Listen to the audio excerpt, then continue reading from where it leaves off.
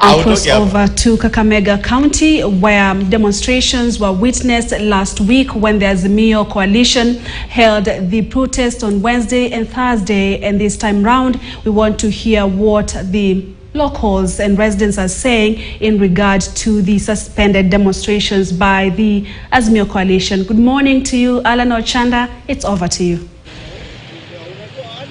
Well, Purity, yes, indeed, the decision by Azimio outfit to just call off their planned demonstrations, which were actually planned to take place tomorrow. Of course, remember that initially they had planned to have them back-to-back for 3 consecutive days, but last week they arrived at the decision to have them once in a week, and of course it was supposed to be happening tomorrow, Wednesday. But yesterday evening you saw that statement by the Azimio leadership just informing their leaders across their supporters rather across the country that they had called off the demonstrations, countrywide demonstrations, to ensure they give an ample time to the families and of course Kenyans to just mourn the departed souls who succumbed during the protests that were called by that particular coalition. So of course that we've seen several leaders across the Azimio leadership, of course on the social media, especially on Twitter, really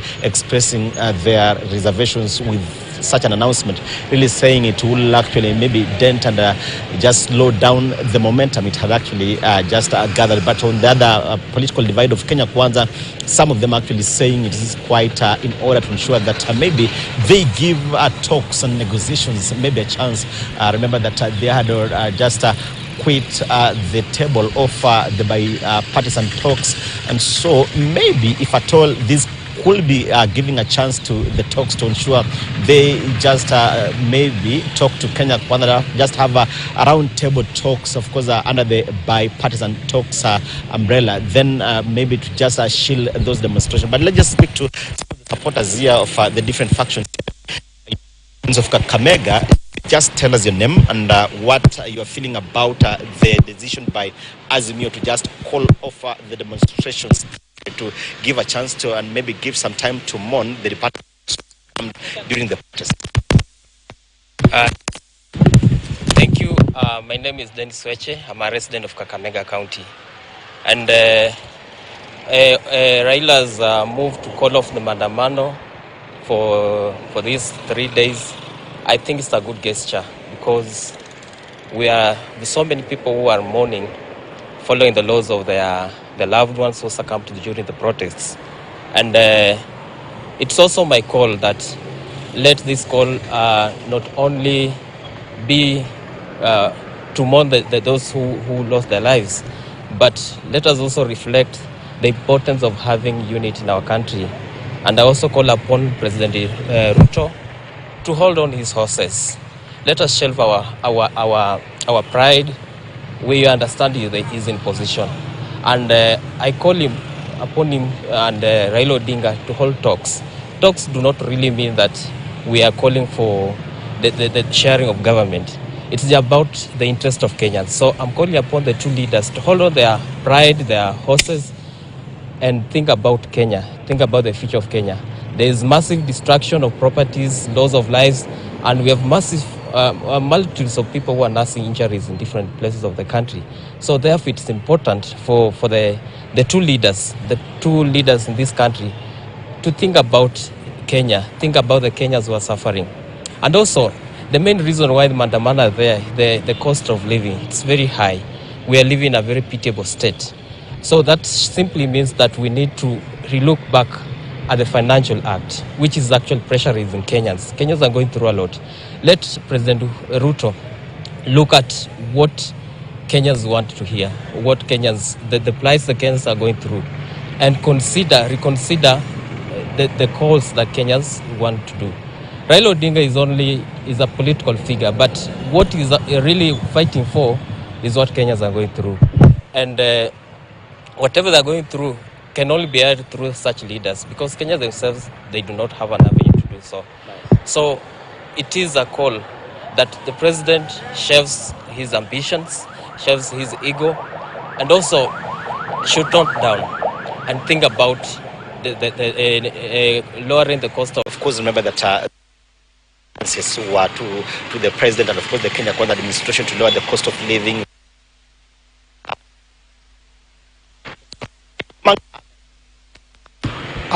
Sungu Ngaira, a businessman in Kakamega town.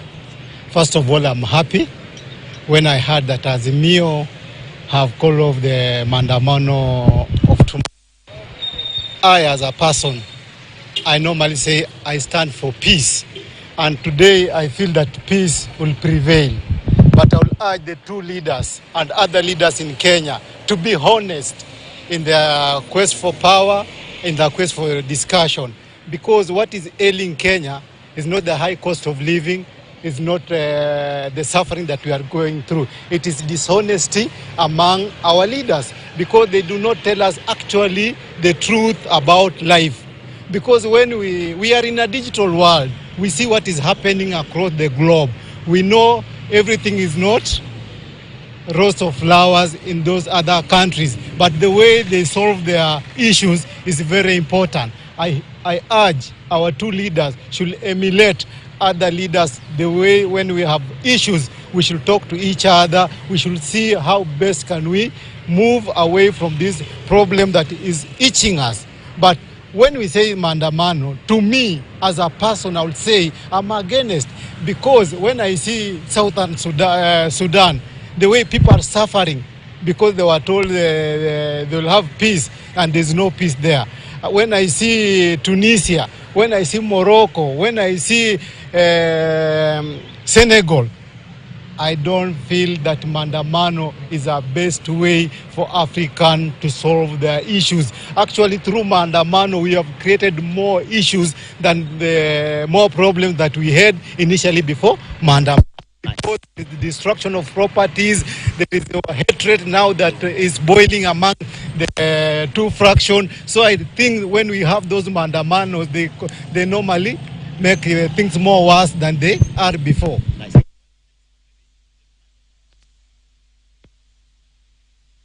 And of course, how you feel about decision by Azimio to just call off the Mandamano?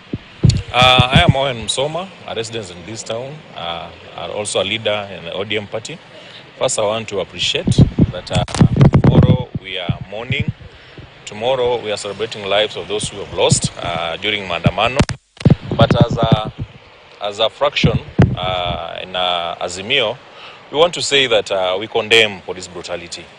Actually, we have peaceful demonstrations. We've seen other towns. Like Kakamega, we've had several peaceful demonstrations. We have not seen people being shot. We've not seen people being beaten up by police. Let people demonstrate peacefully. Because if you see the deaths that we have during Mandamano, it's not caused by the people themselves. There's no thuggery or anything in the streets of Kakamega or any other town that is being done by the demonstrators. It is the policemen who are doing everything. It is the policemen who are killing, the policemen who are beating up people. We have seen so many people in the hospitals. We are very sad as a party. And we are saying tomorrow, let us come out, let us light our candles, let us celebrate, let us mourn with the families of those people who lost lives. That is from tomorrow to Friday. I think we need that break for this time. Nice.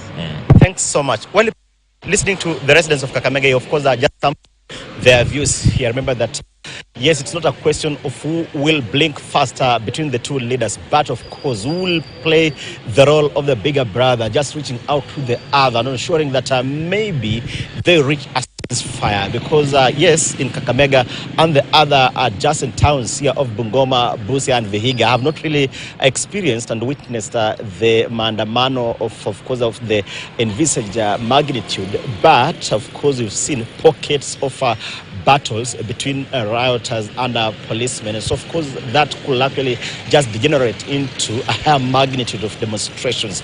So, from the residents here, of course, it's maybe quite well informed by the Azimio to just call off the Mandamano, or rather the demonstrations on that were actually initially slated for tomorrow, Wednesday, to just give a chance for ample time for the families of the departed persons to just mourn their kins. Purity.